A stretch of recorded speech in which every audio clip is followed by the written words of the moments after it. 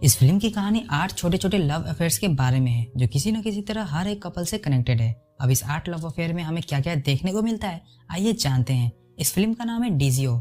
Film की शुरुआत में हम एक सिटी बस को देखते हैं जिसमें कई सारे मुसाफिर अपने मंजिल की तरफ जा रहे होते हैं। उन्हीं में से जोवेन नाम के एक मुसाफिर की नजर खिड़की से बाहर की तरफ जाती है जहां वो एक लड़की को भागता हुआ देखता है जिसके पीछे कुछ लफंगे पड़े हुए थे। जोवेन उस लड़की की मदद करने के लिए उसके पास जाता है, पर तब तक उस लड़की ने अकेले ही 1v4 क्लच करके उन लफंगों को वहां से भगा दिया था।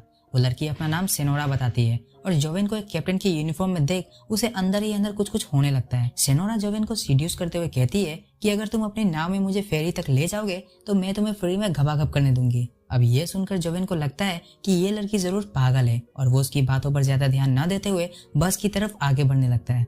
तभी एक बार फिर सेनोरा जोवेन को गालियां देते हुए सीड्यूस करने लगती है, जिसके बाद जोवेन की भी सड़क जाती है और वो उसका पीछा करने लगता है। दोनों भागते भागते एक झोपड़ी के खोपचे में पहुंच जाते हैं जहां जोवेन एक कोने में सेनोरा की जम के बजाता है। मिशन कंप्लीट होने के बाद जोवेन अपने मंजिल की तरफ चल पड़ता है। सेनोरा भी उसके साथ जाना चाहती थी, पर जोवेन कहता है कि मैं अभी तुम्हें अपने साथ नहीं ले जा सकता, मैं अपनी बीमार बहन से मिलने जा रहा हूँ। और जाते जाते जोवेन अपना डॉग सेनोरा को देते हुए जाता है, जिसे पाकर सेनोरा को एक अजीब से चरम सुख का एहसास होता है। दूसरी तरफ हम मैरी नाम के एक मेड को देखते हैं जिसे अपने मालिक से कुछ ज्यादा ही लगाव था। वो हर वक्त छुप छुप कर अपने मालिक को ताड़ने में लगी रहती थी। एक दिन जोवेन उससे मिलने आता है और यहाँ में पता चलता है कि मैरी ही उसकी बहन है और वो उसी से मिलने आया था।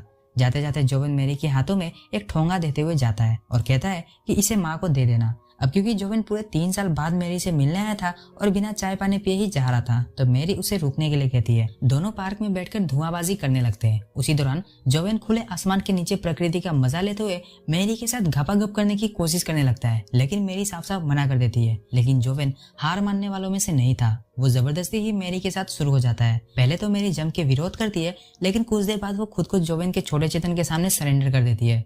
काम पूरा होने के बाद मैरी को गिल्टी फील होने लगता है। वो जोवेन से कहती है कि अगर इस बारे में किसी को पता चल गया तो बहुत ही बुरा होगा, लेकिन जोवेन को इन सब बातों से कोई लेना देना नहीं था। वो तो मैरी के साथ दूसरे राउंड की तैयारी में लग जाता है। एक दिन हम मैरी के मालिक डेविड को पेट्रिसिया नाम की एक लेडी का पीछा करते हुए देखते हैं। वो हर जगह उस लेडी का पीछा कर रहा था, चर्च, मार्केट, कॉफी शॉप, हर जगह। और थक हार कर घर लौटने के बाद डेविड सीधे नहाने चला जाता है। इधर घर की सफाई करते वक्त मैरी को डेविड और उसकी किसी लड़की के साथ कुछ फोटोज मिलते हैं, तो वो उनमें से एक फोटो अपने जेब में घुसा लेता है। नहाने के तुरंत बाद डेविड को ऑरेंज जूस पीने की आदत थी, पर आज घर में कहीं भी मैरी दिखाई नहीं दे रही थी, इसलिए डेविड खुद उठकर किचन में जूस लेने जाता है। पर किचन में जाते ही वो देखता है कि उसकी ग्रैंडमा अपने पलटन के साथ दोपहर को होने वाली पार्टी की तैयारी में लगी हुई है। दोपहर की उस पार्टी में कई सारे मशहूर लोग आए हुए थे। उन्हीं में से एक थी पेट्रिसिया, जो कि अपने हस्बैंड जोसेफ के साथ वहां आई हुई थी। डेविड भी अपने 2 मेगापिक्सल वाले कैमरे से पेट्रिसिया की लगातार फोटो खींचने में लगा हुआ था। यह देखकर जोसेफ को बड़ा अजीब लगता है। एक दिन मैरी डेविड को जूस देने जब उसके कमरे में जाती है तो डेविड उससे पूछता है कि क्या तुमने आज पैंट ही नहीं पहनी है। ये सवाल सुनकर मैरी के तो होश ही उड़ जाते हैं। डेविड आगे कहता है कि मुझे सब पता है, तुम हमेशा मुझे चुप चुप कर देखती रहती हो, आज मैं तुम्हें अपना छोटा चेतन दिखाता हूँ, रुको। और इतना कहकर डेविड अपना तौलिया मैरी के सामने खोल देता है। तौलिए के अंदर छुपे हुए छोटे चेतन को देखकर मैरी की दोनों आंखें बाहर आते आते रह जाती है। डेविड भी समझ चुका था कि मैरी को उससे क्या चाहिए। वो मैरी से तेल लेकर आने के लिए कहता है और फिर तेल मालिश करते करते डेविड मैरी के साथ घबाघब भी कर डालता है। एक दिन डेविड अपने कार से पेट्रिसिया का पीछा कर रहा होता है। उस वक्त पेट्रिसिया अपने कॉलोनी से गुजर रही थी और वो नहीं चाहती थी कि कोई डेविड को उसका पीछा करते हुए देखे, इसलिए ना चाहते हुए भी वो डेविड की गाड़ी में आकर बैठ जाती है। डेविड उसे अपनी पुरानी हवेली में ले जाता है जहाँ दोनों दारूबाजी और सुट्टाबाजी करते हैं। पेट्रिसिया डेविड से पूछती है कि अब बताओ तुम मेरा पीछा क्यों कर रहे थे। डेविड कहता है कि मैं तुमसे प्यार करता हूँ और तुम्हारे साथ घबाघब करना ही मेरी जिंदगी की सबसे बड़ी फैंटेसी है। यह सुनते पेट्रिसिया का हंस हंस के बुरा हाल हो जाता है। तभी उसके फोन की घंटी बजने लगती है। पेट्रिसिया को किसी नए नंबर से किसी ने कॉल किया था। यह देखकर डेविड तुरंत उसके फोन का जीपीएस ऑफ कर देता है और पेट्रिसिया से कहता है कि इसे ऑफ ही रखना, वरना तुम्हारा हस्बैंड तुम्हें ट्रेस करते हुए यहाँ आ जाएगा। पर अभी भी इधर पेट्रिसिया की हंसी नहीं रुक पा रही थी। वो डेविड से कहती है तब तो तुम रोज मेरे बारे में सोचकर हाथ गाड़ी चलाते होगे।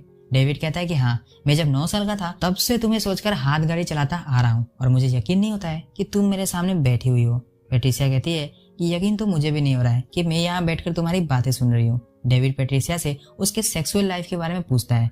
पेट्रिसिया कहती है कि सब ठीक ठाक ही चल रहा है। तो डेविड कहता है कि झूठ मत बोलो, मुझे पता है कि तुम्हारे बुढ़े हस्बैंड का खरा नहीं होता है। पेट्रिसिया कहती है कि अच्छा, तो तुम्हारा खरा होता है। डेविड कहता है कि रुको, अभी दिखाता हूँ। और इतना कहते ही दोनों टपाटप करना शुरू कर देते हैं। टपाटप करते करते दोनों को समय का पता ही नहीं चलता और रात हो जाती है।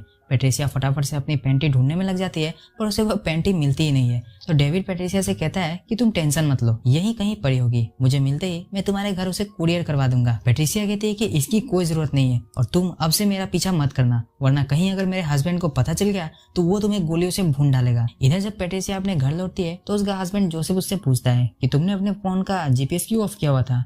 पेट्रिसिया झूठ बोलती है कि उसके फोन की बैटरी खत्म हो गई थी। जोसेफ को पेट्रिसिया पर शक तो हो गया था पर वो उस बात पर ज्यादा ध्यान ना देते हुए पेट्रिसिया के साथ पलंग तोड़ने में लग जाता है। अगले दिन जोसेफ कॉलेज से मैरी की बहन पावला को पिक करने जाता है। दरअसल पावला पहले जोसेफ के ही रेस्टोरेंट में पार्ट टाइम जॉब किया करती थी और उस दौरान दोनों के बीच में काफी ज्यादा घपाघप भी हुआ था। पावला जोसेफ की गाड़ी में आकर बैठ जाती है, जिसके बाद जोसेफ उसे अपने नए 10 स्टार रेस्टोरेंट की ओपनिंग सेरेमनी में ले जाता है, जहाँ एक प्राइवेट कमरे में पावला को ले जाकर जोसेफ उसके साथ घपाघप करना शुरू कर देता है। जाते जाते जोसेफ पावला को ढेर सारे पैसे देते हुए कहता है कि ये लो, घर जाने के लिए उबर बुक कर देना। जोसेफ ने पावला की मुलाकात एक बहुत ही बड़ी एक्ट्रेस जोशी से भी करवा दी थी, जिसे अपने लिए एक लड़की की सख्त जरूरत थी जो हर वक्त उसके साथ रहे। जोशी पावला को अपने साथ अपने घर ले जाती है और उसे ढेर सारी शॉपिंग भी करवाती है। पावला की लाइफ बिल्कुल बदल चुकी थी। जोशी के घर की मेड को देखकर उसे अपने पुराने दिन याद आते हैं, जब वो भी किसी के घर में मेड की नौकरी किया करती थी। शाम को जोशी पावला को अपने साथ एक क्लब में ले जाती है, जहाँ हर कोई किसी न किसी के साथ कोने में लगा हुआ था। पावला कुछ ज्यादा ही ड्रिंक कर लेती है, जिसके बाद वो उल्टी करने लगती है। यह देखकर जोशी उसे वापस वहाँ से अपने साथ घर ले जाती है। यहाँ हमें पता चलता है कि जोशी एक लेस्बियन है और उसी के कहने पर जोसेफ ने उसके लिए पावला का इंतजाम किया था। पावला को ये सब ठीक नहीं लग रहा था, पर जोशी उसे जबरदस्ती अपने साथ नहाने के लिए पूल में खींच लेती है, जिसके बाद दोनों के बीच में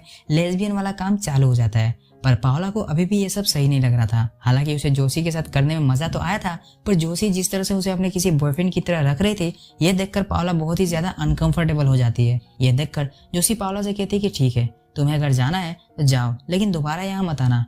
पावला के लिए ये एक मुश्किल डिसीजन था, पर वो एक लेस्बियन बनकर नहीं रहना चाहती थी, इसीलिए वो जोशी से ब्रेकअप कर लेती है। जोशी पावला को अपनी कार में बिठाकर उसके घर ड्रॉप करने जाती है। इधर हम सेनोरा को देखते हैं, जिसे हमने इस फिल्म की शुरुआत में अकेले 1v4 क्लच करते हुए देखा था। इस बार भी कुछ लफंगे उसके पीछे पड़े हुए थे, जिससे सेनोरा अपनी जान बचाकर भाग रही थी। तभी उसे जोशी की गाड़ी दिखाई देती है और वो उसमें जाकर बैठ जाती है। जोशी फटाफट से अपनी कार को लेकर वहां से निकल जाती है और अगले सीन को देखते हुए हम समझ पाते हैं कि दोनों ने रात को घपाघप भी किया था।